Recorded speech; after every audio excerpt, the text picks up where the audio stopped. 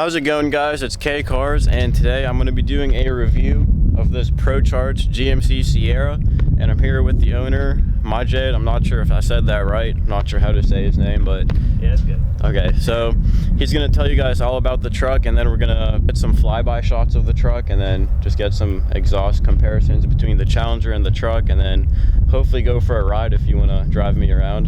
All right, that would be fun. I don't really know anything about trucks, so whenever you first got this truck, was it all stock?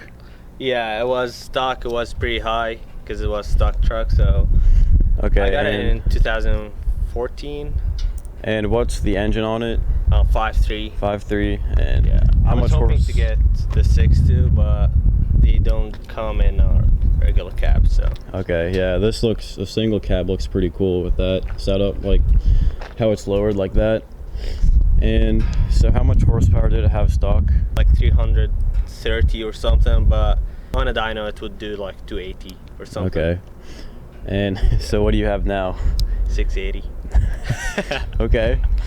So now let's just talk about all the mods that you have done to it. So obviously you have a Procharger, and so could you just tell us a little bit about that? Got a D1X or 1DX or something Procharger. Yeah, D1X probably. Yeah, I got a blow-up valve and the That's Procharger. Cool. First I did the KN filter. I mean, that's like the basics to do in every single car in the world. So I had a KN filter, and then I lowered it. I had a 3.5 McGuffey's lowering kit. Yeah, I put some pace setter headers on it. What brand headers? Pace setter. I've never heard of those. Yeah, long tubes. And then I tuned it at IPS in Ohio. Then I Procharged it last October or something, and I just added more boost like last week. So yeah, so you got a pulley upgrade? Yeah, pulley upgrade, fuel system upgrade. I got the LT4 fuel system. That's the ZL1, the new ZL1 and Z06 Series V stuff. I got Walbro 450, and I got also LT4 injectors, like high pressure injectors, so they can like hold the pulley. Yeah, so it seemed pretty crazy whenever you drove past me. So, and obviously you have the two-step too, right? Yeah, I just did the two-step. Yeah, it's fun. So how does that work? Because this is an automatic, right? Yeah, so since it's an automatic, he like created a button for me. Actually, this button was there for like 3 years now. It was supposed to be like a backfire system that I got out of Amazon or something, and the shop just didn't know how to connect it. So they did a perfect button, like the finishing was great, but they didn't know how to start it on. So he just used that button to make the two-step. So whenever I hold it, it just locks the RPM on whatever range I set. It's now set it to like 2,500. But I can set it up as much as I want. So you just hold down the button, then floor it, then let go of the button? Yeah. Okay, exactly. That's pretty simple. So you have catalyst mid pipes on it too? Yeah. Nice. Off-road pipes. And you have a aftermarket catback also? Corsa. Corsa, yeah, that's what I want to get to, the Corsa Extreme. Yeah. I had bigger rims, the 22 inches, but they were so freaking heavy, and it was not drivable. Yeah, I remember seeing you around campus with those huge rims, the chrome rims. Yeah, then one of them got bent. Potholes, you know. Yeah, so like with these stock rims, like no offense, but like it kind of looks like one of the U-Haul trucks that you see. These actually are not the stock ones. I got the stock ones. The stock ones are 18s, but the wheels are like completely off.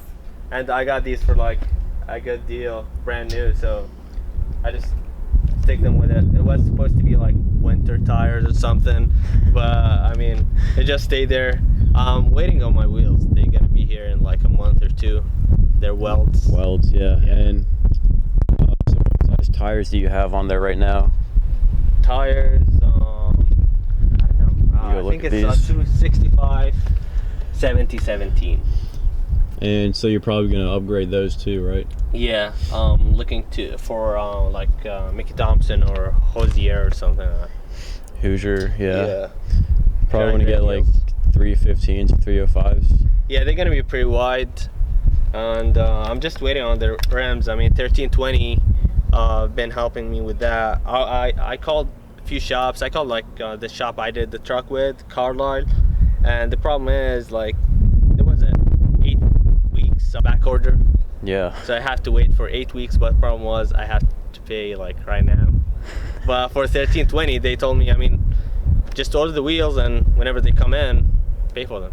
So can you go ahead and pop the hood so we can look under there? Yep. Front of this looks so nice when it's lowered like that. Thanks. This is a 2014 truck. I don't know. I mean, you said you don't know about trucks, but Yeah. this is a 2014 truck. This is a 2016 facelift. So I completely changed the bumper, grill, brackets. I mean, everything, literally everything. This entire thing went off, and I mean the headlights, fog lights, everything. Yeah, Just it looks name really good. Thanks. Yeah, I want to get a Hellcat front end for this car. I think that would look cool.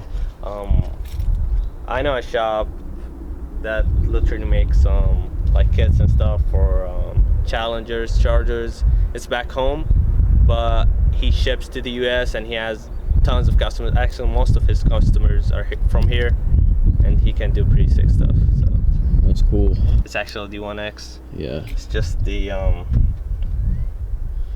So you can see that huge Procharger right there.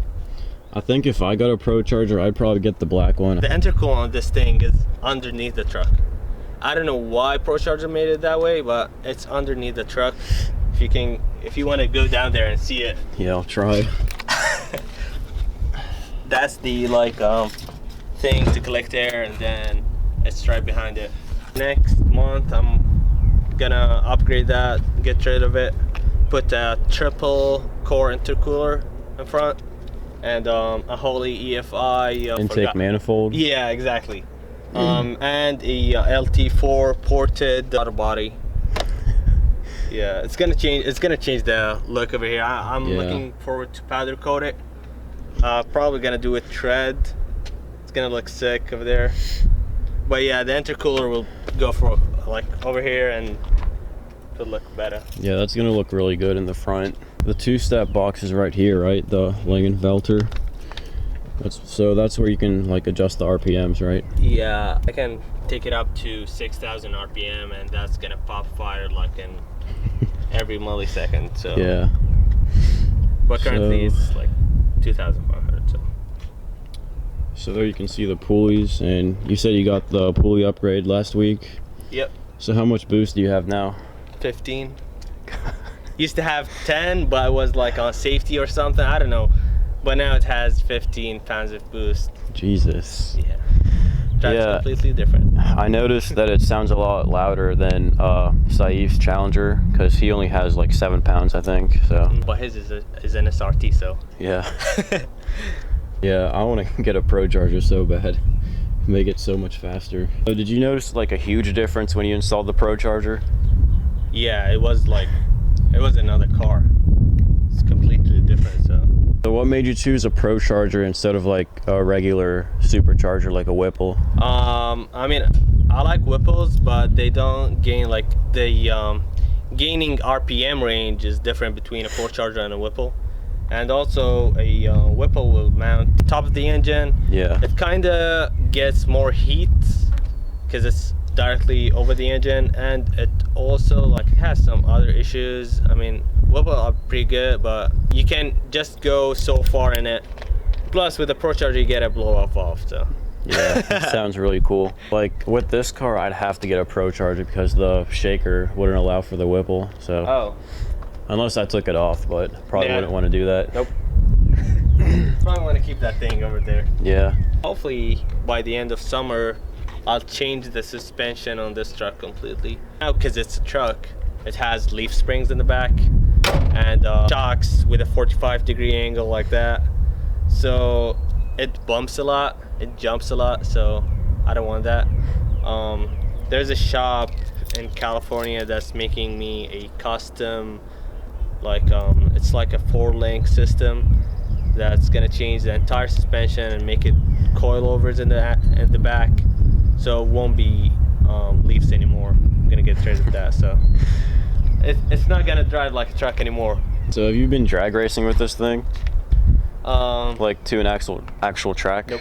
Oh. Never. I've been waiting on my welds to get here. When my welds get here, yeah. Yeah. Gonna go. Do you know what track you're gonna go to? I have no idea. I mean, when something pops up, I mean, if it's even 4 hours away or something, then I have no problem driving it. Yeah, cause have you heard of the Keystone Raceway? Is it the one in Pittsburgh or? It's in like New Alexandria, Pennsylvania. Oh. It's like an hour from Pittsburgh. Okay. Yeah, that's a pretty cool track. I've been there a few times just to watch. I haven't raced. All right, so can I go ahead and take a look inside the truck? Yep. All right, so here we have all the gauges. Yeah, that looks really cool. You can see the Procharged sticker right there. So it's pretty much looks like just a normal truck on the inside, except for the gauges and that button right there. This, because it's a 2014 truck, it used to have a 3.5-inch display screen, like that big. But I changed it to this one. Gonna fire up. Changed the cluster to the Denali cluster, so it's pretty similar to the new Camaro. Yeah, that looks really nice. Yeah, that one was like it has also a small screen and like different gauges on top, but this one is fully electronic, so. But yeah, I had to wait on this for like 3 months to get it programmed and everything. So can you explain some of the gauges that you have here? Okay, so this one is the fun gauge. That's a BSI gauge. Boost, yeah. This one is the air fuel ratio. I mistakenly got the narrow band instead of the wide band, so that's why it's dancing all over the place. Oh yeah. Yeah, and the next one over there is the fuel pressure, water temperature, and oil temperature. I mean, even over here it has like the water temperature, but this isn't accurate as much as that one. It just tells you what the manufacturer wants to tell you. All right guys, so now we're gonna get some exhaust clips of the truck and the Challenger, and we'll see how they compare to each other. I know the truck's gonna be a lot louder because I just heard it coming down the road, so we'll see how it goes.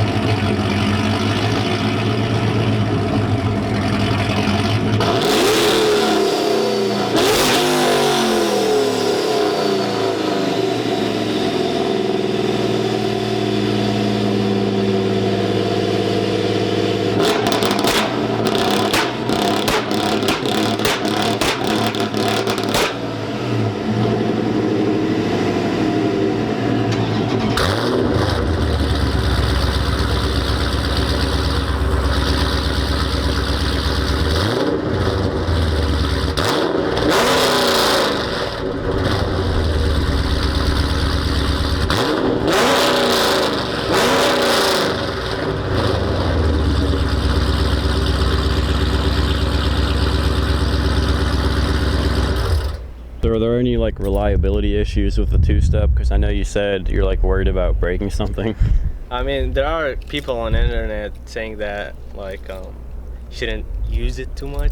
Yeah. I mean, because I think what it does, like, it pushes like extra fuel and stuff, and then when you limit the RPM, I mean, the two-step isn't something natural for a car. I mean, some BMW new cars, like with a launch control system, they tell you like after the 100th time your warranty will be void on the transmission and on the engine. So yeah, I mean, but they're just being extra safe. I mean, that's like insane to see a count, like something counting like you've done it 99 times, 98 times. Yeah. I mean, as long as you do it like not 10 times a day like me, then you're safe. I mean, yeah. I just got it, so that's why.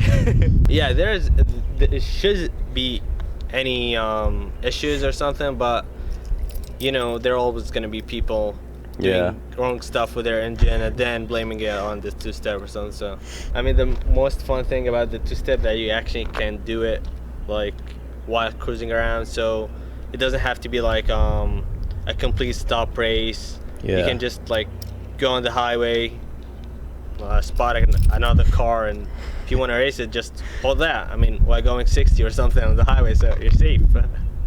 Yeah, that's crazy. All right, guys, so now we're about to get some really loud flybys from this truck, so hope you guys enjoy this. It's gonna be insane.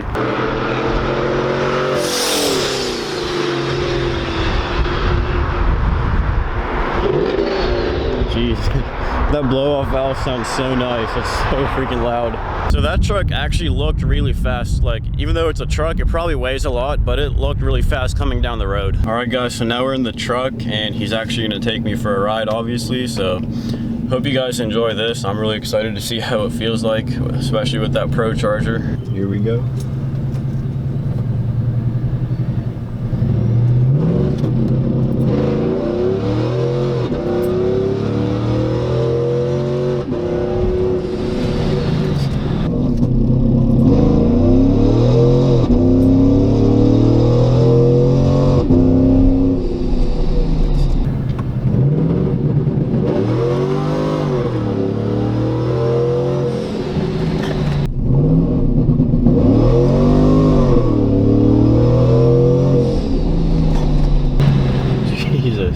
Having traction issues.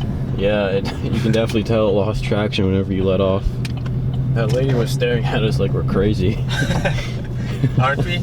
Yeah, we are. Some people just don't understand it.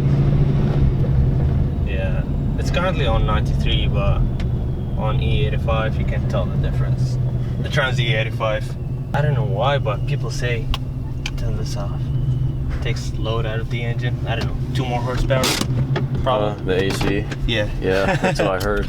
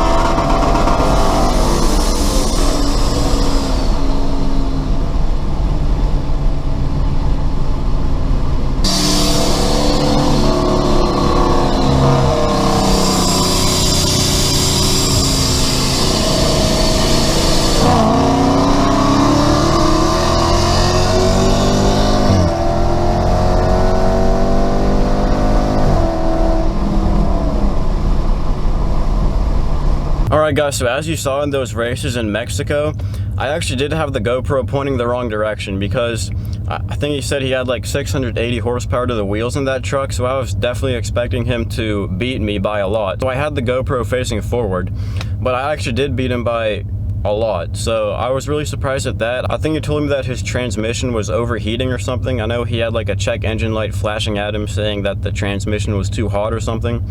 And the first time he also said that he had a lot of wheel spin, so those new wheels and tires will definitely help him with that. So overall, I really liked his truck. I like his setup with the Procharger and everything. I like what he's doing with it, especially with the 2-step. That's really cool how he just had that button on there that he had to hold down, then floor, then let go of the button, and that's how you launch it while you're rolling. So I think that was pretty cool to have on a truck like that. But whenever I rode in it, I definitely felt the weight of the truck. So obviously, I'm not sure exactly how much that truck weighs, but it's definitely heavier than this Challenger. So this car weighs 4,200 pounds. I'm guessing the truck is about 5,000. I'm not really sure. I don't know much about trucks, so I'm probably wrong about that. But you can definitely feel the weight with the truck, and you definitely saw that the weight like slowed him down a lot whenever we were racing. Definitely the transmission overheating issues played a part in him not going as fast as he could have if the transmission wasn't overheating. So if you guys enjoyed this review of that Procharged GMC Sierra, make sure to like, comment, and subscribe for more videos like this. And as always, thanks for watching.